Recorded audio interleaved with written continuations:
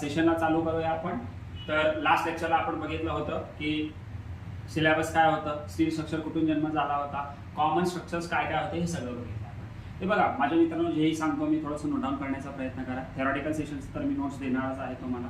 तर प्रॉब्लेम जेव्हा चालू होते त्या पद्धतीने आपण सेपरेट नोटबुक करणार आहोत आणि त्या पद्धतीनं लिहून घेणार आहोत. राईट, फॉर्म्युलासाठी वेगळं आणि क्लासच्या नोटसाठी वेगळं. राईट, सो चला. तर हेडफोन यूज करा रे माझ्या मित्रांनो. चला, ॲडव्हान्टेजेस. आता ॲडव्हान्टेजेस म्हणजे काय असतात बघूया. डिसएडव्हान्टेजेस काय कुणाचे, steel स्ट्रक्चरचे.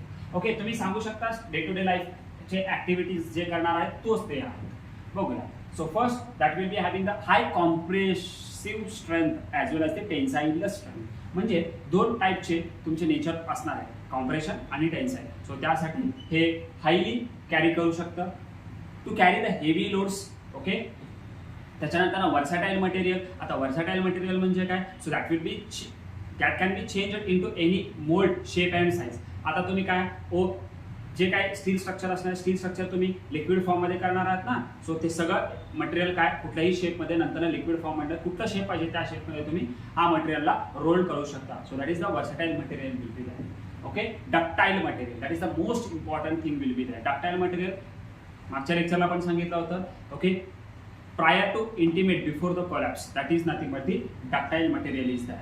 Okay, that is the most important. Okay, easy repair and retrofitting आपण करू शकतो. त्याच्यानंतर ना रियुजेबिलिटी आणि स्क्रॅप व्हॅल्यू म्हणजे जाऊन विकू पण शकता, रियुजेबल पण करू शकता. सपोज मला इंडस्ट्री टाकलं आहे, मी इंडस्ट्रीमध्ये लॉस केलं समजा, तर ते इंडस्ट्री तुम्ही इझिली रिमोट करू शकता. किंवा मला फॅक्टरी दुसरीकडे हलवायचं असेल तर so that is the best option for the you have to use the steel structure.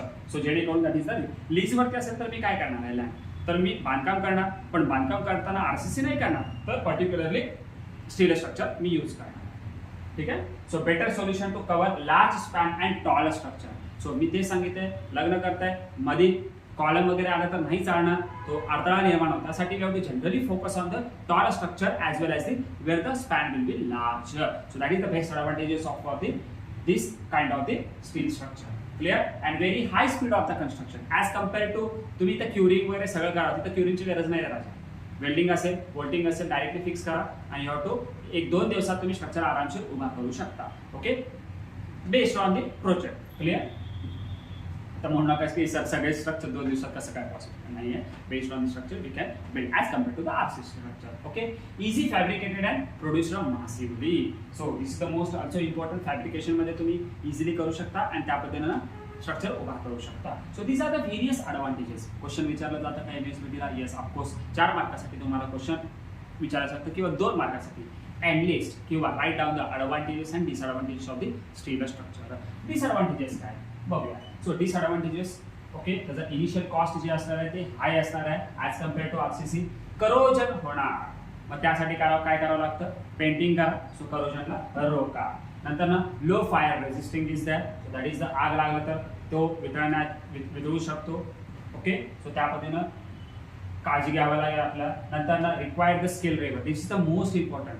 RCC पेक्षा इथं इरेक्शन करताना ऍक्सिडेंट होऊ शकतात. सो त्यासाठी required skill labours is required. कारण की जेव्हा तुम्ही वेल्डिंग करता कसंही केलं तर चालत नाही. सो प्रॉपरली ट्रेंड म्हणजेच स्किल्ड लेबर्सचं रिक्वायरमेंट असणार आहे या पर्टिक्युलर कन्स्ट्रक्शन करताना. नंतर strict supervision is required. Okay, somewhat मोठे मोठे प्रोजेक्ट जेव्हा घेतात तुम्ही, मोठे मोठे गॅन्ट्री गार्डनने जेव्हा उचललं जातं तेव्हा erection is also very important. इरेक्शनमध्ये पण जॉब खूप काही आहेत.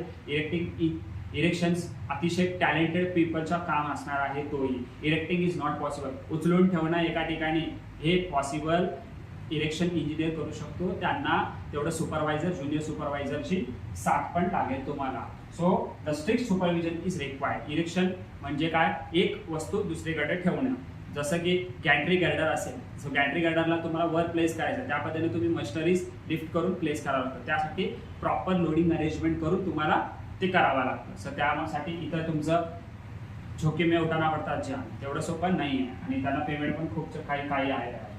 सो आपण बघितलंय ॲडव्हान्टेजेस अँड डिसएडव्हान्टेजेस. आता बघूया आपण लिस्ट ऑफ IS कोड. आता particularly what do you understand by the IS code.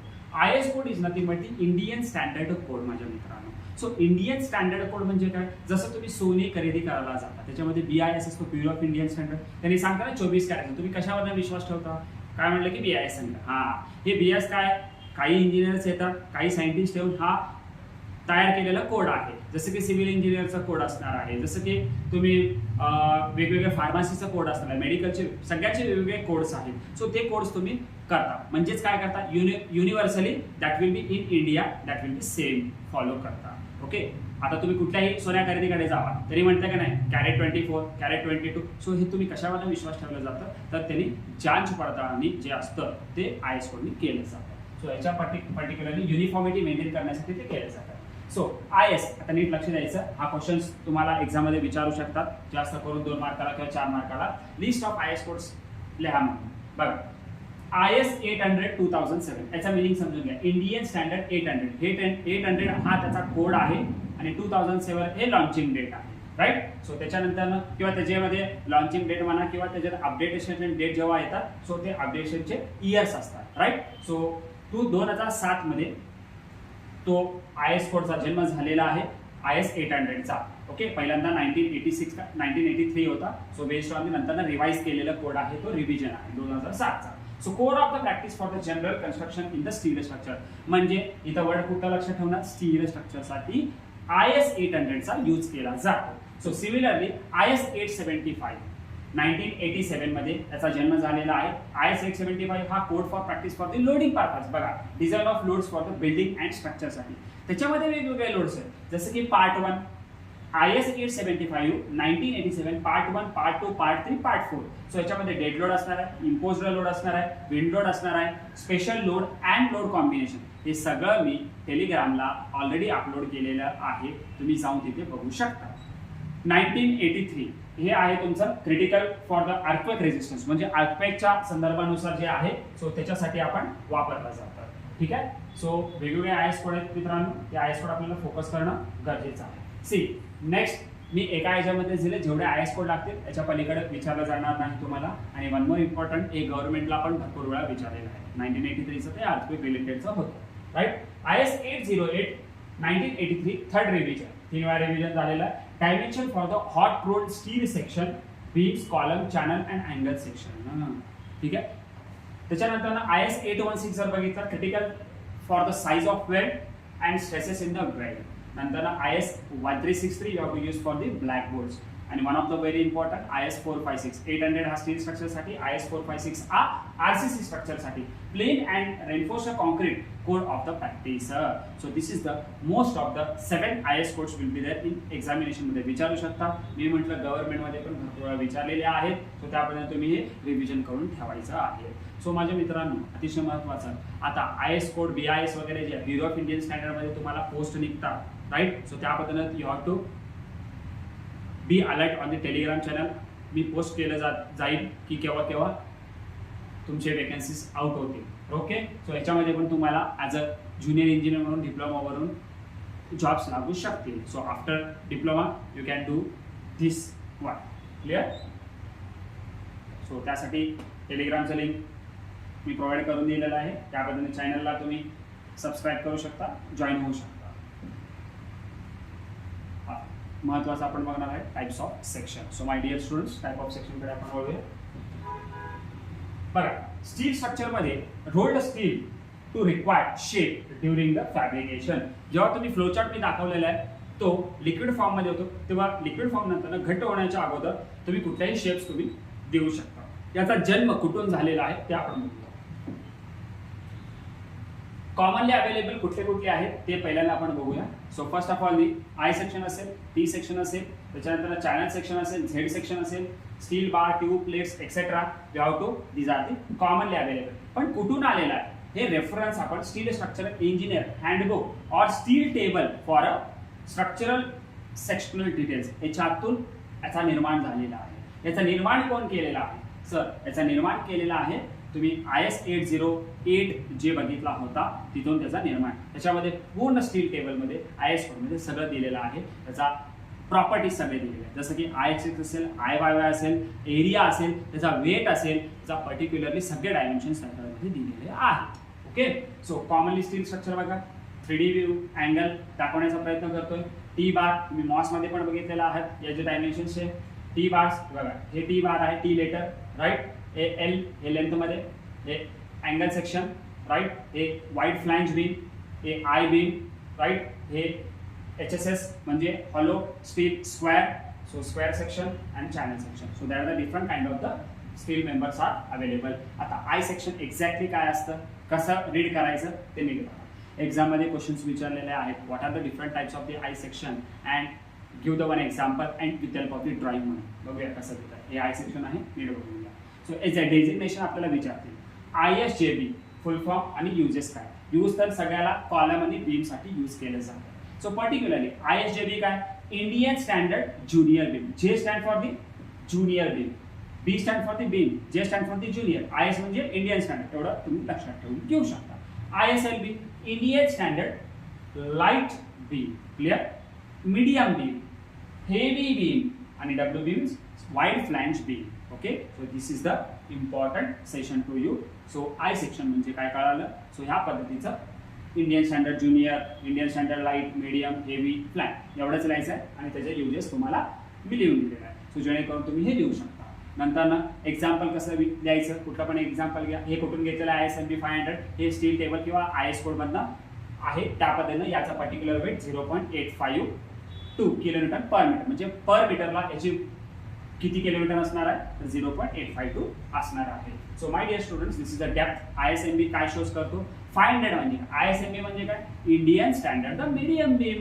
मग 500 काय, 500 इज नथिंग बट दी त्याचा पर्टिक्युलर हाईट. आता हाईट कुठं घेतलं जातं, overall height. See this one, this overall height is having the depth. आणि particularly बघा, आता थिकनेस ऑफ लाईन असेल, याचा एक्स ॲक्सिस असेल, वाय ॲक्सिस असेल, थिकनेस ऑफ वेब असेल, BF बॉयफ्रेंड नाही रे, थिकनेस ऑफ वेब. त्याच्यानंतर ना हा पर्टिक्युलरली BF म्हणजे विड्थ ऑफ फ्लॅंज असणार आहे. So my dear students, clear झालं. सो हे झालं तुमचं एक्झाम्पल. हा पण तुम्हाला ड्रॉइंग काढावं लागेल आणि सगळं शो ऑफ करावं लागेल, तेव्हा तुम्हाला मार्क्स देतील. ठीक आहे. So beam and column joint स्ट्रक्चरसाठी आपण जनरली यूज केलं जातं म्हटलं. So this is the your proof. ना मस्त पेज वाटतं मला तर हे बघण्यासाठी, कारण आम्ही तेवढं एफर्ट देतो, त्या पद्धतीने मुलं पण रिव्ह्यू देतात. तुम्हाला रिव्ह्यूची काही असेल कन्सेप्टवरती तुम्ही जाऊ शकता, त्याप्रमाणे स्टुडंटचे रिव्ह्यू तुम्ही वाचू शकता. सो जेणेकरून तुम्हाला आम्ही भरपूर काही याच्यामध्ये नॉलेज देऊन तुमचं करिअर घडवण्याचा आपण प्रयत्न करू. सो त्यामुळे आपल्या कन्सेप्टचं स्लोगन आहे, to make them productive, that is for the students. Okay, so my dear students, आपण पुढे जाऊ शकता. ओके, ना this see, this will be the having the काय असेल हे चॅनल सेक्शन. एक्झॅक्टली मित्र ओळखलास, हे झालं चॅनल सेक्शन. ठीक आहे. So rolled steel channel section, त्याला C सेक्शन पण म्हटलं जातं. सी याच्यामध्ये ISJC, ISMC, ISLC, ISSC त्या पद्धतीने वेगवेगळे स्पेशल चॅनल सेक्शन आहेत. सो याच्या डिटेलमध्ये आपण बघूया. सी डेझिग्नेशन तुम्ही जर बघितलं, आता जस्ट ऐकला होता तुम्ही, IS म्हणजे काय, इंडियन स्टँडर्ड, त्याला J stand for junior channel, light channel, त्याच्यानंतर मीडियम चॅनल, त्यानंतर SC stand, Indian standard special channel. It generally use for the columns and purlin. मी पर्लिन दाखवला होता, राफ्टरच्या वरती होता बघा. So that is nothing but the purlin, right. So we have to use generally use for the purlins also. Examples तुम्ही जर बघायला गेले, ISMC 300, Indian standard medium channel, 300 is the depth आणि 0.351 किलोमीटर पर मीटर त्याचा weight per metre. So this is the channel section. So यापर्यंत तुम्ही diagram काढू शकता, फ्लॅंज, फिलेट हे दाखवू शकता, क्लिअर. आणि हे वेब असणार आहे. ओके, यापर्यंत तुम्ही स्केच काढा, प्रॅक्टिस करा. ओके, सो त्या पद्धतीने तुम्हाला एक्झाममध्ये काढावं लागेल. ठीक आहे. See rolled steel angle section. आता अँगल सेक्शन मध्ये दोन व्हरायटी आहेत. ISA Indian standard angle section, that is the tension and compression and पर्लिनसाठी पण यूज केलं जातं. आणि Indian standard bulb angle. See this is a bulb angle, we have to use. This is the length of the equal leg, this is the unequal leg. Leg म्हणजे काय, ह्याला leg म्हणतात. ठीक आहे. याची थिकनेस असतं, हे लेंथ लार्ज असली, हे स्मॉल असू शकतो किंवा नाही तर इक्वल असू शकतो. त्या इथं बघा, अनइक्वल, अनइक्वल म्हणजे सेम नाही, इथं इक्वल आहे. हे बल्ब अँगल, थोडंसं बाहेर बल्ब आहे. So this will be the having your Indian standard rolled steel section. हां, सो माझ्या मित्रांनो, या पद्धतीनं रोल्ड स्टील T सेक्शनचे तुम्हाला फुल फॉर्म आहे. ISJT Indian standard junior T, ISLT normal T, ISLT light T bars, HT heavy flange T bars, ST standard long legged T beams. So हे various steel structure like water tanks मध्ये we generally use for these kind of the structure. So काही विचारू शकता त्याच्यामध्ये, IS beam विचारू शकता, particularly I section, channel section, T section, okay, किंवा angle section काही विचारू शकता. ओके, बघून घ्या. हे या पद्धतीनं तुम्हाला एक्झाम्पल मी सांगितलं आहे. ISNT 400 साठी हा डायग्राम तुम्ही काढा. ओके, त्या पद्धतीने तुम्ही त्याचा आस्वाद घ्या. आता अदर सेक्शन्स आहेत, भरपूर काही अदर सेक्शन्स आहेत, बघू शकता तुम्ही. हा झाला तुम्ही pipe section, hollow square sections, right, steel tubes म्हणून तुम्ही म्हणू शकता. त्याच्यानंतर plates, it is also variety of the other sections. So round bars, जसं की तुम्ही माइल्ड स्टील वापरू शकता, ISRO राऊंड बार साठी यूज करू शकता. ओके, सो त्याच्यानंतर या पद्धतीनं स्क्वेअर बार्स पण यूज करू शकता. ISSQ Indian standard square bars you can use, right. Okay, आता मागच्या वेळेस एकदा क्वेश्चन पडला होता एक्झाम मध्ये, बिल्टअप सेक्शन. बिल्टअप सेक्शन काय आहे? Built up section, when we use built up sections are used when the height of the columns is such that rolled steel section cannot provide sufficient large radius of gyration. Large radius, हे बघ, मी 100 kilometre घेऊ शकतो फक्त, माझ्यावरती अजून 200 दिलं, मग तुम्ही काय करणार? मी अजून दोघा माणसांना घेतो सोबत. That is nothing but built up section. म्हणजे सपोज आय सेक्शन घेतलं, आय सेक्शनला तो हेवी लोड घेऊ शकत नाहीये, मग मी काय करतो?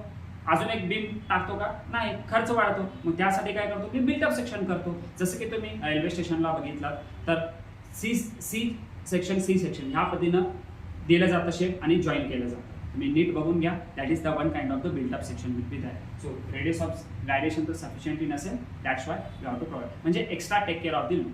That's it. ओके, सो या पद्धतीने तुम्ही स्केचेस काढू शकता प्लेटला देऊन. ते बघा मी म्हटलेलं आहे. ओके, चॅनल सेक्शन या पद्धतीने प्लेट्स लावतात, जॉईन केलं जातं. एकूण त्याचं रिजिडिटी वाढवलं जातं. Clear? I section, channel section, this will be placed back to back, toe. Okay, या पद्धतीनं हे अँगल सेक्शन्स, राईट. सो ह्या सगळ्या म्हणून कॉलम तुम्ही आरामशीर तयार करू शकता. स्टील स्ट्रक्चरला visit best way that is the railway station. Railway स्टेशनला जावा. ईच अँड एव्हरी बोल्ट पासून, अरेंजमेंट पासून सगळ्या गोष्टी तुम्ही बघा. स्टेप्स पण तिथं जवळपास तुम्हाला स्टील स्ट्रक्चरचे सापडते, ते अरेंजमेंट बघून घ्या. सो एकदम best learn is nothing but the steel स्ट्रक्चरसाठी व्हिजिट करा मस्ट तुमच्या नियरच्या रेल्वे स्टेशनमध्ये. आणि one more thing, sugar factory असेल तर त्यात तुम्हाला स्टील स्ट्रक्चर भरपूर शिकायला भेटतील त्याच्या पर्टिक्युलरली त्याच्यामध्ये. सो हे जे स्केचेस त्यांनी विचारलेले आहेत मित्रांनो, ते आपण कारनामे करून दाखवलेले आहेत. तुमच्या सिनियर्स असतील DSR मध्ये 68, 67, ओके, 64, 62, 61, 60, 60, आपण 54, 50, हे सगळे तुम्ही मार्क्स जे काय ऑथेंटिकेशन्स मार्क आहेत मित्रांनो. सो त्या पद्धतीने आपल्याला खोटं करून काय साध्य करायचं नाही, जे आहे ते आपण रिझल्ट सेक्शन शो करतो. सो तुम्ही पण असंच घ्यावं, तुमच्या पुढच्या विद्यार्थ्यांना, येणाऱ्या सिनियर्सला मी असंच फोटो दाखवावं, एवढीच माझी इच्छा आहे. सो त्या पद्धतीने तुम्ही हा मॅक्सिमम व्हिडिओज तुम्ही बघून तुम्ही ॲडमिशन घेऊ शकता. ॲडमिशन ओपन झालेले आहेत for civil year 3rd year students particularly. Okay, all सब्जेक्टसाठी पण आपल्याकडे अवेलेबल आहे. तुम्ही कॉन्टॅक्ट करू शकता. मायसेल्फ राम सर, हे माझाच नंबर आहे. मी केव्हाही हे करू शकता, किंवा तुम्ही ॲप डाउनलोड करून घ्या, तुम्हाला तिथं कोर्स कंटेंट भेटून जाईल. Okay, so thank you so much for watching video. तुमच्या मित्रापर्यंत पाठवून द्या, सो जेणेकरून त्यांनाही त्याचा फायदा होईल. So thank you so much my dear students.